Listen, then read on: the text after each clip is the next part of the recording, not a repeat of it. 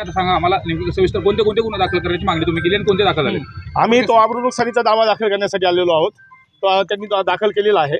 त्याच्यामध्ये त्यांनी जे जितेंद्र आव्हाडांनी चॅट केलेला आहे त्यात अरे तुरे उल्लेख केलेला आहे आणि पैशाचा उल्लेख त्यांनी दोन वेळेस केलेला आहे. पैशाची काळजी करू नका. माझं एवढंच म्हणणं होतं माझ्या मायबाप ह्या बीड जिल्ह्यातल्या जनतेला व स्वर्गीय संतोष अण्णा देशमुख यांच्या कुटुंबियांना की ही जो कालचा मोर्चा झाला आहे तो राजकारणातून झाला आहे.